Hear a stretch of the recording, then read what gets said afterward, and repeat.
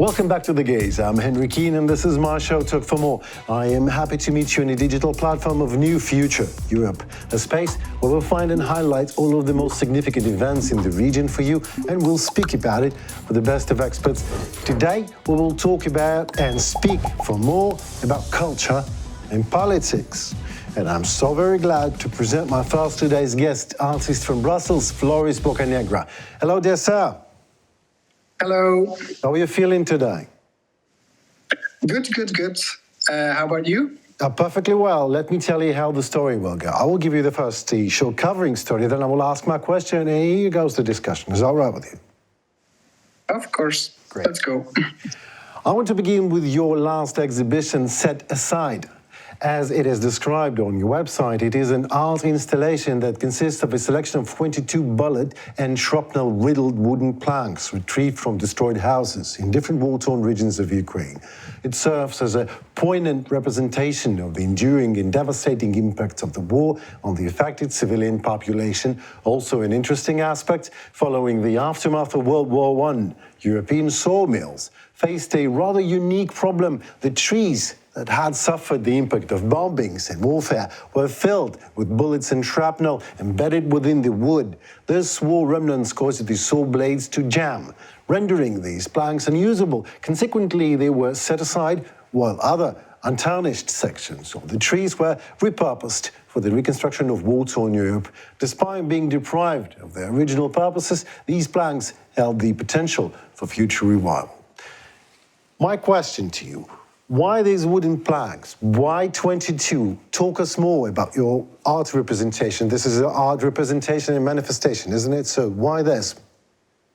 I've always wanted to do something about the war in Ukraine, but I never found a good story to hang a strong message on. And I think it was 5 months ago I read a story about those sawmills where I live, because I live in Western Belgium, and then during the First World War there was like a heavy fighting going on in my region. And like you said, the sawmills after the war, they had a lot of troubles when they were cutting the trees into planks because of all the bullets and all the metal that was in the tree trunks.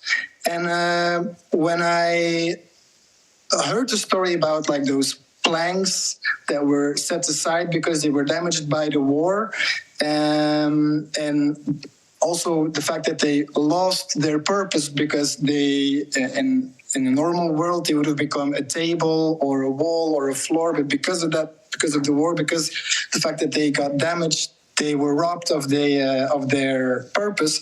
Like in that, I saw an interesting metaphor that I could project on the war in Ukraine.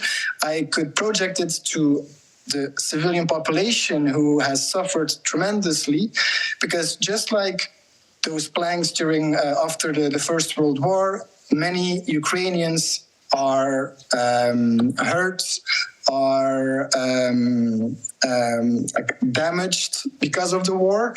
And just like many other people, Ukrainians, they also had dreams and aspirations. For example, if you wanted to run a marathon and all of a sudden, because of a Russian rocket, you lost both of your legs, well, that's basically a good example of a situation where you lose your purpose. And just like those planks, you are set aside until, you can find new purpose for your life. And in that way, the whole installation, because that's the image that I wanted to recreate, I wanted to, show the destruction of the war, but also celebrate and emphasize the resilience of the Ukrainian civilians, that despite the horrors of the war, despite the many casualties, that these people, these civilians, they are not, letting their heads hang. They, even though they are set aside for a little bit, they will continue, and they will continue to find new purpose in their life. Thank you very much for your lovely answer. So you actually answered my second question. So you chose war to manifest your art because of the civilian population, of the people. Let's call it people, not a civilian population. Because the people are hurt by the war, Yeah. and you want them to find a new purpose in life, just as these wooden planks are. Yeah, exactly. But what I always do, I always try to, I always work around global issues. In this case, of course, the war in Ukraine, which is, even if it's in Ukraine, it is a global issue. And I always try to find the best possible visualization to show, in this case, a global issue. And in my mind, the whole story of those the damaged planks after the First World War, to me, that was a perfect match with the current situation. You, as an artist, are using the remnants of the war.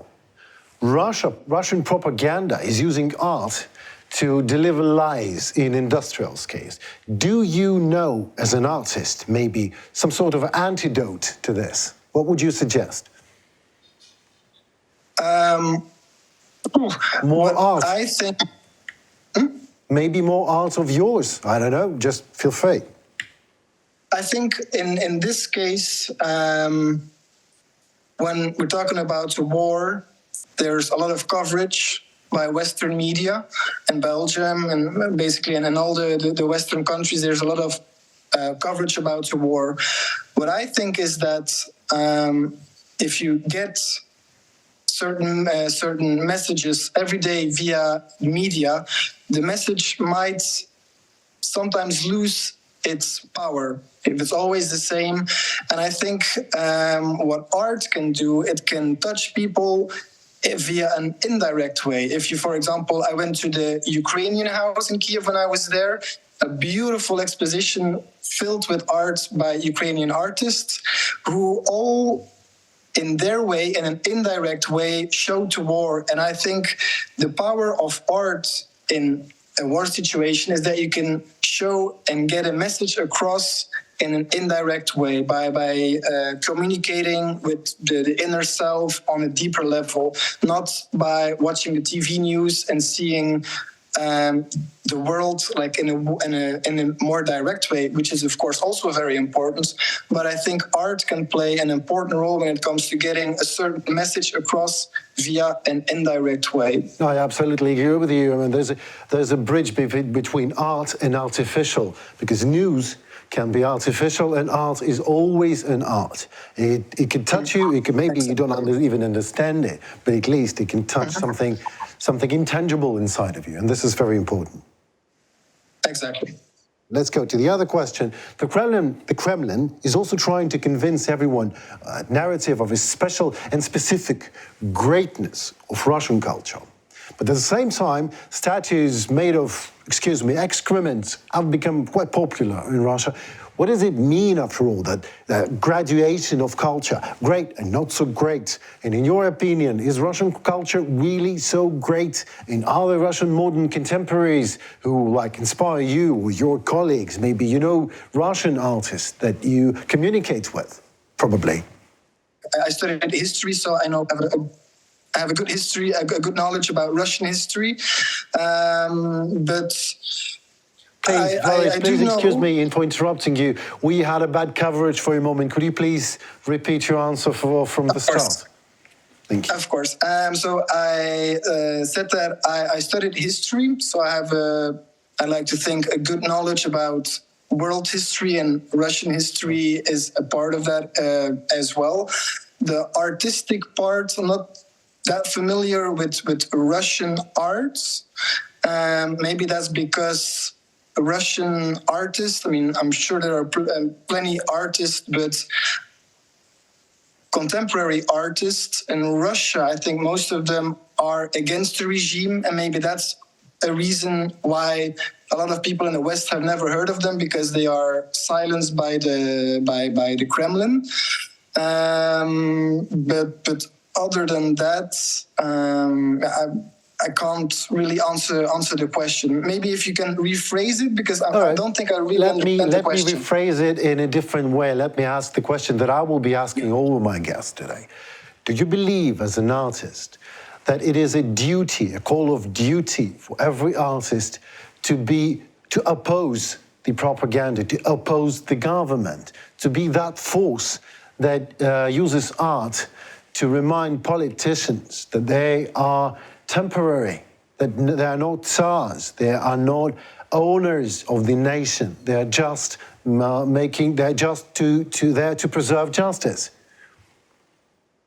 Yeah, of course. I mean, I think an artist, in a way, is somebody who looks at the world and through his art gives his impressions of the world.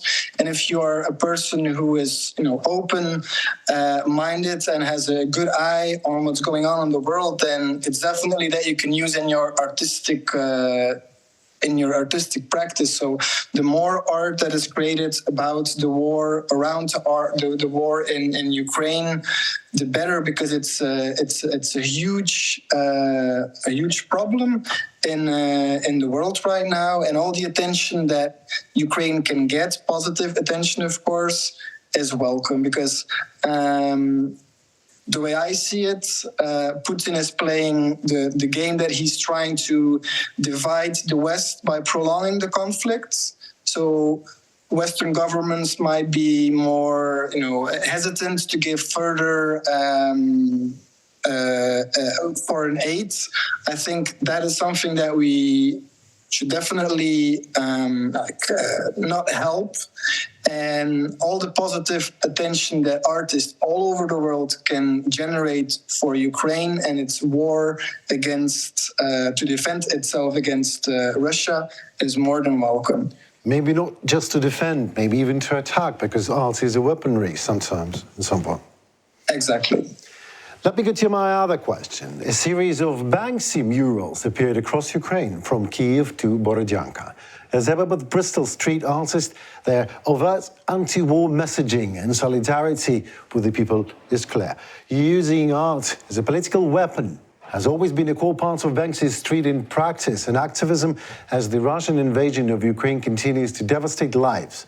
It was only a matter of time until new Banksy murals would begin to appear in support of Ukrainian people. In addition to his series of murals in Ukraine located from Kyiv to Borodyanka, Banksy has further expressed his solidarity with the country following Vladimir Putin's brutal invasion. May I sound unethical? Maybe I sound, but not in any way unfriendly, Floris. But still, do you think this is a manifestation of artist personal PR, in your case? Or do you still think it is a sincere desire to help the country? I mean, your manifestation of art, is it more like PR, which is nothing wrong? I think that ego is very important for every artist, but this is a desire to help Ukraine. Where is the balance here? Yeah. It's a good question. It's a question that needed to be asked, and I think if you want an honest answer, I think it's always important to look at past works of certain artists. When you used the great example of Banksy, he's known for doing this. He's done murals in Israel and Palestine against the Israeli occupation. Now he's doing it in Ukraine. It makes sense of him doing that. I don't think he's in any way is trying to promote itself on the back of the war. I don't buy it. Some artists may do that, but I think in the end, the people, the spectator will look through it. When it comes to me, this is not my first rodeo, as they say. In the past, in 2017, I already made an installation during the Iraq War against ISIS.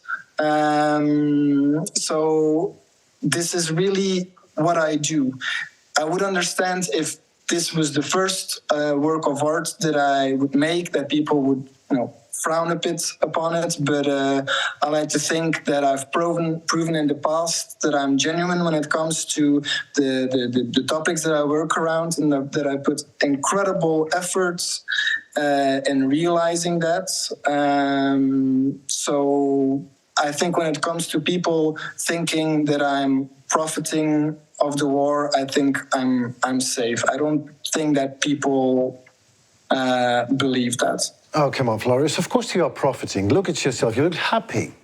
You look like a man who does what he loves in life. And you're profiting. They're just jealous. Yeah. All right, let me talk for more. But first, there is a short message that I want to convey to the world and Floris to you. I think that art should be egoistic. Please accept me as I am, be pushy, be Banksy, or better, if you dare. In terms of art and politics relationship, we have asked a question to our virtual expert, ChatGPT. Is art possible outside of politics? And here's what ChatGPT answered. Art and politics are interconnected in complex and multifaceted ways, but it is impossible for art to exist independently of politics. Here's an overview of the relationship between art and politics. Second, art as expression. Art often serves as a form of personal or collective expression, allowing artists to communicate emotions, thoughts, and ideas without direct political intent. Many artworks focus on universal themes, human experiences, and aesthetic exploration that transcend political boundaries. Apolitical art, meaning art without politicians and politics. There is a significant amount of art that deliberately avoids or minimizes political messages. Some artists may choose to create art purely for its aesthetic or creative value without engaging in political discourse. And in this discourse, I have a question for you, Floris. Your art and politics, of course war, of course Ukraine. I understand everything about that interconnection, but do you think that artists should be excluded from the political agenda? Absolutely. Is that even possible? No, I think the moment you start as an artist and you start expressing yourself, whether you like it or not, you will be pushed into a certain side. Of course, depending on the topics that you work around, you will always be politicized, if I can say it like that. So it's in my opinion, completely impossible to, especially when it comes to concept art, what I do to stay apolitical. I think that's also a bit of the, I mean, like I think a couple of minutes you talked about ego and artist. Well, I agree that an artist has a certain ego in a way that he thinks that, in my case, that I like to think what I find important needs to be communicated to the world. That's why I make my art, and there will always be like a political part that will slip into it. Exactly. So maybe this is the proper propaganda. This is the proper provocation. Maybe this is the antidote that we were looking for the Russian propaganda. ChatGPT makes is escapism and entertainment. Art can serve as a means of escapism, providing a break from political realities. Entertainment-focused art forms such as music, film, and literature often prioritize engaging and captivating audiences without necessarily delving into political issues. What you as an artist, probably when you were working with your wood, you also just find a way to escape some sort, an escapism from reality in good term, in good sense of a word. Is that right?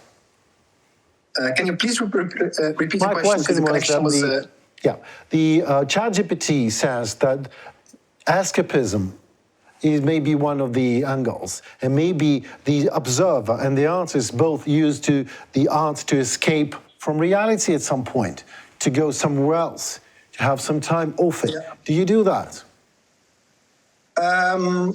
Well, in a way, because I escaped my reality here in Brussels by visiting your reality in Kiev. Right. Do I do it because I want to escape my life in Brussels? No, that's not the reason. But I find it important if I work around certain topics such as the war in Ukraine. I think you cannot make a credible work of art from the safety of your studio, in my case here in Brussels. I think it's very important to go there where the situation is happening, the war is happening in this case.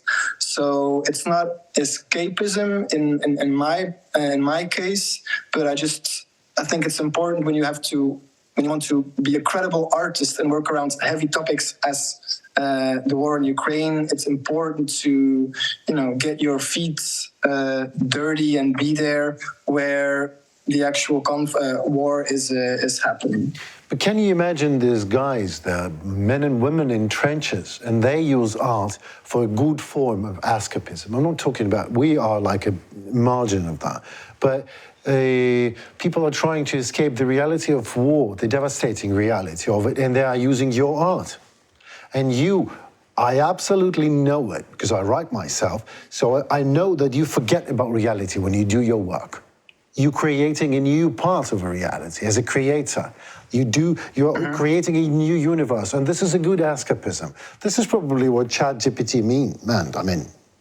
Oh, yeah. I mean, if art can make those brave soldiers in the trenches forget about the harsh life that they have to endure, then I support it. I mean, that's one of many things that art can do, can make you escape your reality, even if it's for a bit, by reading a book, by listening to a song. That's the power of art. So, yeah. There's more to it. Challenging norms. While not overtly political, some artworks challenge societal norms, conventions, and power structures indirectly. This can provoke thought and potentially contribute to broader discussions about social issues.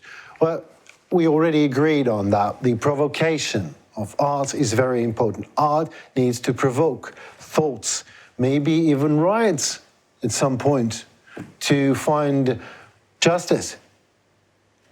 This is what I think. And I believe you agree with me, because you already answered that. I couldn't agree more. Thank you. So, symbolism and allegory. Artists might use symbolism, allegory, or metaphor to convey deeper meanings that resonate beyond specific political contexts. These elements allow for multiple layers of interpretation and can help make art more timeless. There's no way that we can both argue on that. It's very obvious. Art as a political tool, here we go. On the other hand, art has frequently been used as a powerful political tool throughout history. It can be employed to critique, challenge, or support political ideology, social movements, and cultural shifts.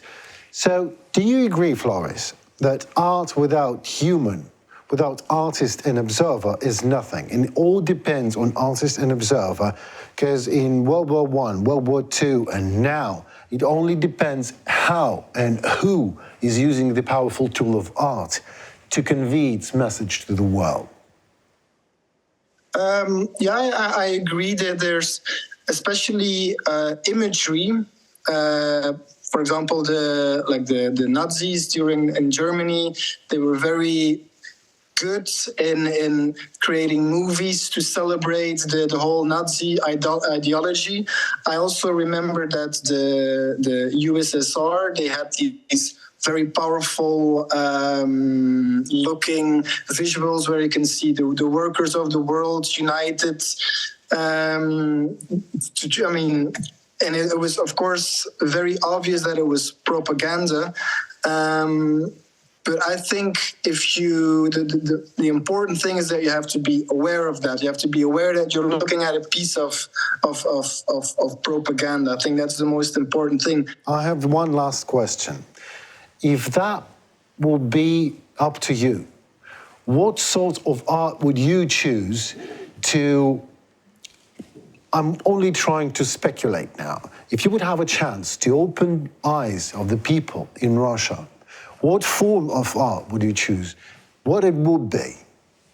To answer your question, I think people should stop, Russians especially should stop seeing Putin as this all-powerful, macho human being. And I think humor could be a good weapon against that. I mean, I would love to see some big Banksy types of art spray painted all over Moscow, basically, making fun of Putin. I think that should that could be a good start. But of course, the climate in Russia is that the moment that they would get you, you would be thrown into prison. So,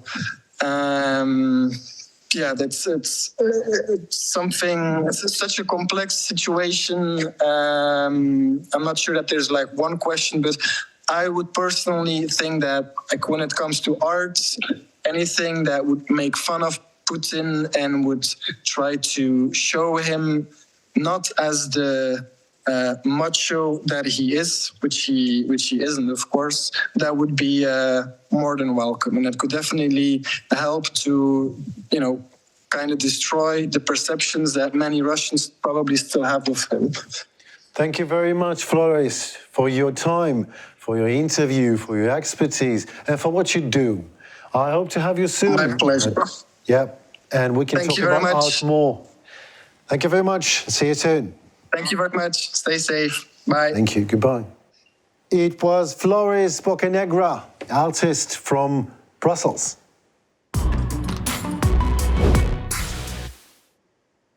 Hello. Hello, Oleg. Hello. Hello. It is so nice to see you and hear you almost in person, because I'm a great fan of you. It is Oleg Skrypka, famous musician and legend, and a nice person, just trust me. Hello.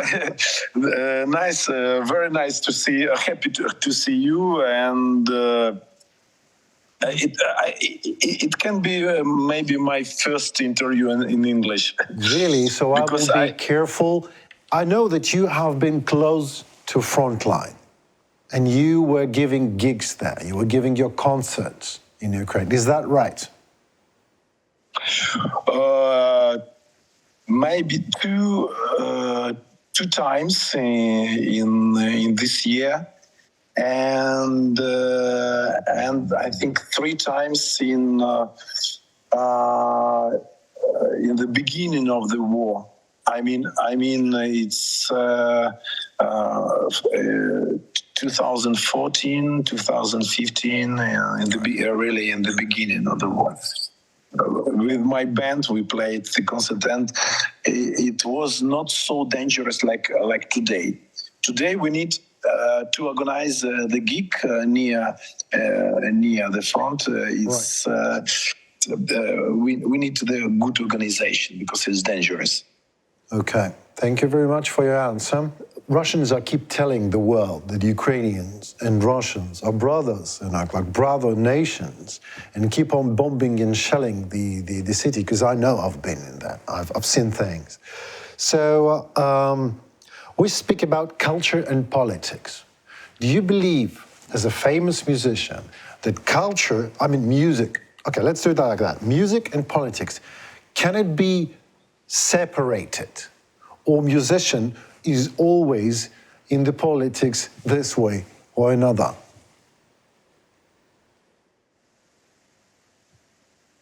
I have a think about this. Just we spoke with my friends today about that. One tank. It's tank. In English, it's tank. With, tank. Yeah, it is. Tank with wheels. With wheels. One tank. I think it's about $3 million. One tank, and with this money, I could do my festival, my famous festival, the Land of Dream, during 20 years. 20 years with this song. This is a very good $3 million. $3 million. So tank in during the struggle. The struggle lives during 45 minutes. 45 minutes and 20 years of the festival. And how many tanks and rockets we have, and another arms. We could do really great culture in Ukraine with this money. And it's my opinion. We got this war because before it was the problem with the culture in Ukraine. Really? It What was kind the of problem of the mind of Ukrainians. So we have example. For example, Estonia, Lithuania. They're in European Union in small countries, but they don't have the war today. And it's only Ukraine. It's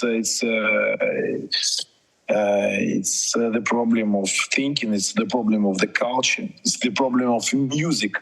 So music goes before politics. If it's okay right. with So you this, put it above, like music is above. First the music, then comes the politics. First comes the culture, Yes. then comes the business and Yes. the politics. Yeah, absolutely. Okay, I accept that as an answer. But then tell me, what is the difference, if there is a difference?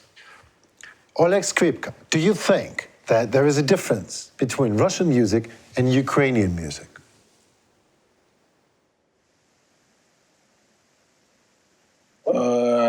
Russians all time says that we are brothers, but we are neighbors. We are not brothers. We are neighbors. Personally, myself, I got my mother. She is Russian. My father, he is Ukrainian. 300 years or 400 years, we are in the one country, or it's Russian Empire, or either it's Soviet Union. But music is different, and the difference. We are Ukrainians. We are creators. It's our music. It's our roots. It's our original music. And Russians, they are users. Right. And I think it's normally for empire. They use And the beat. energy of another earth, in other nations, maybe like that. And our music is original because when we listen modern music, of course we live in modern world, and there is influence of jazz, rock and roll, blues, and etc. But the center of our music, our feeling, it's our traditional. Yeah, And I understand. Today, if we a lot of videos about that in YouTube. Today about Russian culture. Russian culture is old time. It's something not original Russian. And if we listen traditional Russian music, it's the music of Tatarstan, Mordva, something other. A lot of influence of Ukraine. What is different, and it's like why they go with the war to our territory, because it's empty in their heart. Maybe it's empty. A lot of lies about their history, and they want to put something to their heart in it, but it's impossible. You have to grow inside you, maybe like that. And when I was 16 years old, I lived in Russia. But I did my choice to be Ukrainian because I traveled in USSR. I was in Ukraine. I was in Russia. I was in Tajikistan, in Lithuania, Estonia, and I liked a lot Ukraine because very good nature. People, they are soft. The food is nice. Music is lyric. So I decided to be Ukrainian. So personally, because I have 15 persons of Russia originally. Of Russian, so I decided to be Ukrainian, and I'm okay with my origin and with my heart, with my soul. Let us imagine the moment when time comes. Let's say a great Russian musician, okay, not great, big Russian musician, comes to Ukraine and says, I am really terribly sorry for what my country did. But you know that this musician was performing in Russia during the war. What would you say?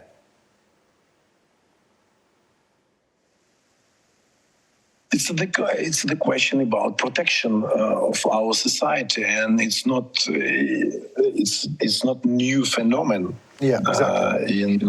In our society. For example, now we say for these people like good Russians who tell us, excuse me, I'm very good. I want to be in Ukraine or to be on the side of goodness. So good Russians, good artists, they go out of the Russia, and now they do a lot of tours, a lot of gigs, right, in Europe, in USA, everywhere. And they continue to sing Russian songs. They continue to the existence of Russian culture, and they have like public also Ukrainians, Georgians, Lithuanians, etc. Because they are strong in this, they're strong in manipulations. It's the manipulation. We have to protect our country, protect our people, protect our music, and this all.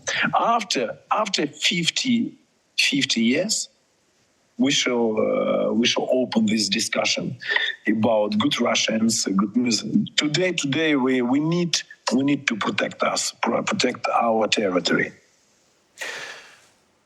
I agree with you. Let me ask you the question. Do you believe that... No, I would rather ask another question. In terms of difference in mentality, what is the difference between Ukrainian, not music, just people, between Ukrainians and Russians? Put it in 3 words. Put it in 1 word if you can. Yeah, it's really it's a complicated philosophical question. Exactly. So I try. Okay. So each Ukrainian, it's small, very close and romantic universe, very intimate, yeah, very intimate, and Ukrainians normally were soft, and we can adapt with this because we are emotional, and very absolutely we need to have the emotional contact, like our conversation with you. It's emotional contact. We understand. Russians mostly each Russian, he think that he knows absolutely true, absolutely, and other people, they don't understand and they don't know about this absolutely true. And with this struggle, with the war, they must to put their truth to another people. I don't know why. Maybe I don't know. All right, okay. It's like that. Maybe let's we've just questioned why. That's a perfect answer. They want to do this. We don't want to, or Ukrainians don't want to accept that. But what would you do to make Russian eyes open? I mean, they given the keys to absolute power to Vladimir Putin for 25 years. It's like a quarter of a century. And they are saying that this is a stability, but they don't produce anything. They're driving German cars, using American iPhones and Facebook and everything. And they still say that they are great. But what would you do to open their eyes? I tell you what your colleague musician Dmytro said. He said, and another artist, Floris, was my guest, Floris Boccanegra, just a moment ago. He said humor would do a good job. Laughing at Kremlin, laughing at Vladimir Putin, laughing at his outdated Soviet empire that is about to crumble and what is happening now. But what would Oleg Skrypka do to open Russian eyes?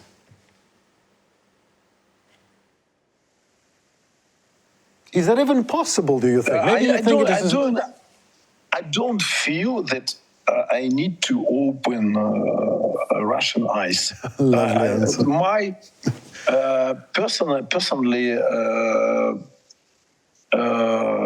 my way to open eyes for Ukrainians. That's all. At what I do, all my life on the stage. Or with my festivals, with my projects, and also it's our ultimate world. It's we need to build Ukrainian world. We need to build Ukrainian society, Ukrainian country. We lived a very long time with no our country. And we need, if we build our country, we shall be in good communication, normal communication with our neighbors. But for today, it's impossible. It's impossible because a lot of Ukrainians, they don't understand where they live, what they do in their roots, and they know nothing about our origins, about our music, about our culture. What is the problem? And they don't Russians, want to know. In 50 years, maybe. Okay. And maybe the tragedy is that Russians just don't want to know anything about any other culture but Russian culture. Or they want to make everything Russian culture, which is more disgusting, I think. Because the world is big and they want to make everything Russian and the rest they just want to destroy. So I want to tell you one thing. Thank you very much, Mr. Skrypka, for your time, for your expertise, for your music, for the lovely minutes and seconds that I had with your music. It is really intimate, and I consider myself Ukrainian when I listen to your music. And I will give my girlfriend a big hi from you, using the moment. And I will also hope that Oleg Skrypka will join us at some point and give us another interview in your lovely English for the first interview. Thank you. Thank you, Laura. Thank you. Thank you. Goodbye. Goodbye. There was Oleg Skrypka with us, a great personality and a great Ukrainian musician.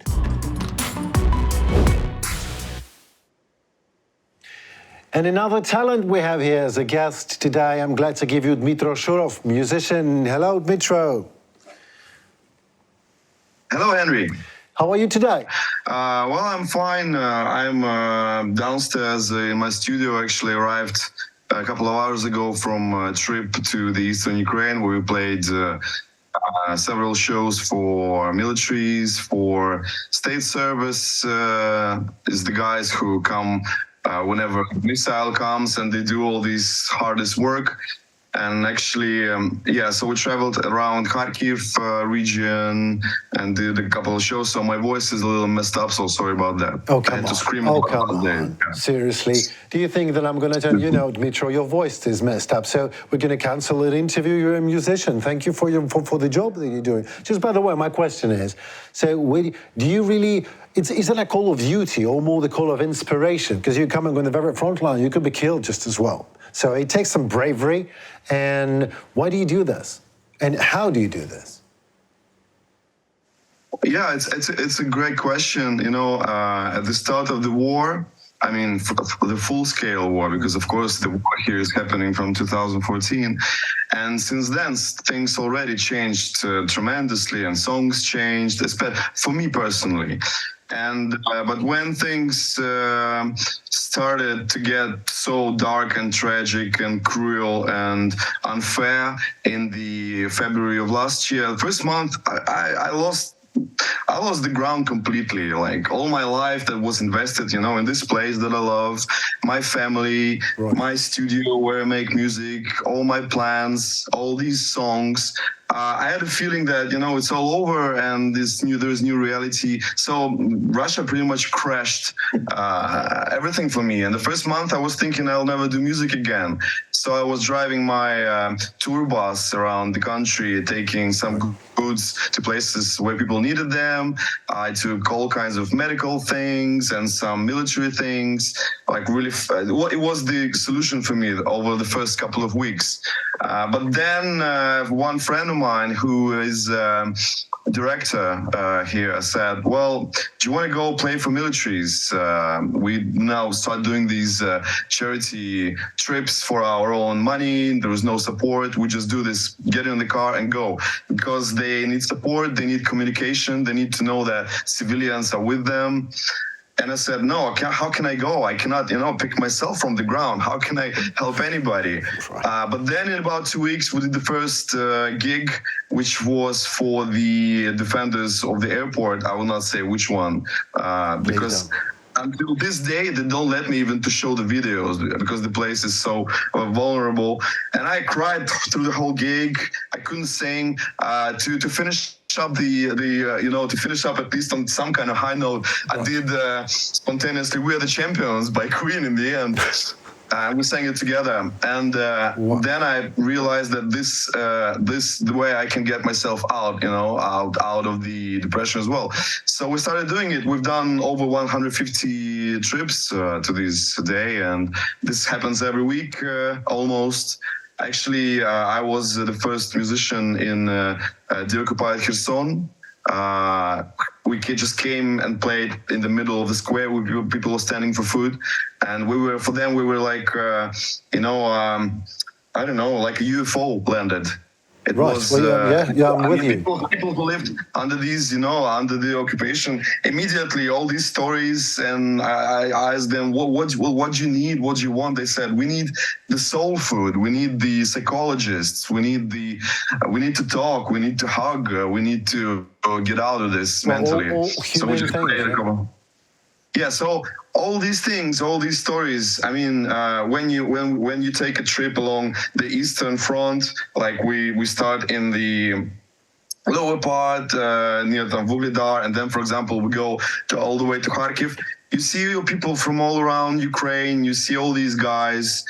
You meet the guys who got back and deoccupied, like Balaklia, Izum. You meet them personally. And when I breathe the same dust as they do, when we walk the same, the same places, it's hard to compare to anything. I mean, militaries and musicians, they work so well together. And I think by no means we can win this only with our army. We have to support them in all the way we can. So it's only recently I've started to play like typical piano boy shows like we did through all my career. We only had like 5 concerts recently just for civilians. The rest were pretty much for militaries. I guess this is my place in this war, and I guess this is where I feel most useful at the moment. Thank you very much, Dmytro, for your answer. Can I have the answer on the second question of mine, which is quite personal? The war is a drama, and you as an artist, do you ever thought that you can find that passion and compassion during the times of war? Because you just told me that the military and the musicians are working so well together because they are on the edges of creation and on the edges of the life and death. And you're like closing that circle. Where else you can find such level of high emotions? In a peaceful life? Have you ever met that level of emotions in peace, or rather a war? Well, for sure, we've had that before war. It just was so much different. You know, before war, because I've been doing music all my life. This is the most important thing to me, of course, with my family. But this is the way I communicate with the world. And I've always had the approach to my concerts is I've always wanted for people to come out of the show at least imagining they will never die, that there's something, you know, eternal, something they can relate to, resonate, a good place that they can come back when they feel bad. So when the war started, this has changed in a way that now every concert can be the last one, and I realize that. I mean, sometimes we sleep in the middle of Kramatorsk, for example, in an absolutely typical building, and next day something, you know, flies to it, and it's dramatic, pretty dramatic kind of touring. Sometimes, I'm not saying it's always. Our angels, thank you very much, are not sleeping, and we're trying to be careful for the soldiers as well, because this is really important for nobody to get hurt because of these shows. But of course, it's not the price. How do you say it? Ценность. The value. Yeah, the value of things have, of course, increased tremendously, because you meet these people, you hug with them. Next time you come to the same place and you learn that this guy has tragically died, and this guy is now in a hospital. You go visit him to the hospital, or sometimes you come a year later. I have already come to several places which are the same, and I meet the same people from last year, and we hug. And we share a tear, and we feel that we're still there, we're alive, and music is part of it. So music now is a place we can go when things are so bad, and of course, it's really a lot of touching things happen because of this. Yeah, I mean, this is if I will, everyone have to choose an addiction. My friend says so. The music is such an addiction. Then a lot of people choose, and you as a professional, as a renowned master of music in Ukraine, should know a lot about that, because when I'm talking to you, I feel the passion and compassion. I feel the whole picture of it. I'm feeling now, as I've been there on the very front line doing music. I mean, you also are taking a risk, which is my third question actually. Are you afraid that you are going, maybe you can be hurt or you can die? What will happen to your family? But you still, this is the call of what? Of muse, of duty, because you are Ukrainian? What is it? Or maybe this is the good addiction altogether. What is that? That makes you go to the front line and give a gig there. Well, you can go to Kiev, for example. I would think they would gladly accept you.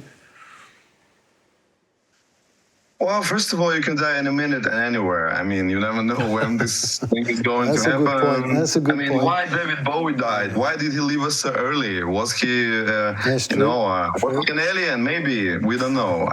We don't know why these things happen, and it's also very sad. The second thing is these guys in the front. They are the ones who are taking the real risks, because not every one of them is a Terminator or Robocop. They're just regular people made of blood and flesh. And I've met piano tuners who are now defending the country in a uniform. I've met teachers and Olympic trainers, for example, and all kinds of people who went there in the first months. And I have to say, I don't really like I don't like when what we're doing is called cultural front, because the front is where people risk and die, and from where they sometimes come back never the same again. Absolutely. And I would prefer to call it the cultural, support, or the cultural home front or rear, if you'd like. I don't know the right term in English, but I don't like the word front, because I've been close to front. It's a very, very different place. So I guess I believe in my angels, and my wife is a witch, as everybody knows in this country. So if something happens to me, she'll do something about it. If I consider myself as a musician, all right, I'm not, but at the moment, I get to live in Russia, and I speak Russian language, and I see what is going on in Ukraine, and I choose the side of the Kremlin. Is that the moment when I stop being a musician?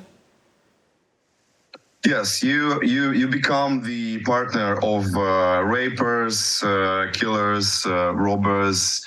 I think this whole war is not. Of course, it's not just a war of tanks and bullets. This is the war of principles of living on this planet. This is sheer aggression. This is like, I mean, of course, this didn't happen out of nowhere. Oh, yeah. And we all have seen this man preparing it for tens, I don't know, 15, 20 years. And I guess people, including myself, should have been more clever. And it's when you play with a little kid who is a psycho, and he takes one toy from you, and you let him have it, and then he takes the second one. Then he starts living with you, and then he steals your stuff. Then he kills your mother. I don't know. So this is what happens. What happened? So in my opinion, I don't know who doesn't see it. I mean, the people who take this side are obviously part of it. Well, There are a lot of people who don't see it because they just don't want to see it. I believe there is a big gap, and there is a big difference between population and nation. And I believe that the nation is a Ukrainian nation, and you make a perfect example of that nation. You are brave, you're resilient, you're talented, and you have your position, and you think that your position is actually you, and you are not ready for any kinds of trade. So thank you very much for your talent and expertise, and for your time with us with Talk for More. I hope to have you more with us soon, and we'll stay in touch. Thank you very much for having me. And I'm actually sitting in front of my piano. So next time, play us a short thing. Come on, play us a short thing. Play us a hymn of Talk for More. Where the melody comes out of your mind. Go ahead, do it. A hymn of Talk for More? Yeah, Talk for More. Our show is called Talk for More, and I am the star of the show. So look it at me right now. Play me a melody. Give me a harmony. Come on. Talk for More. Say hello to Henry. All right. You can talk about everything. You can talk about the win of Ukraine. Just talk, never get silent. Talk for more. And now here's the melody for you.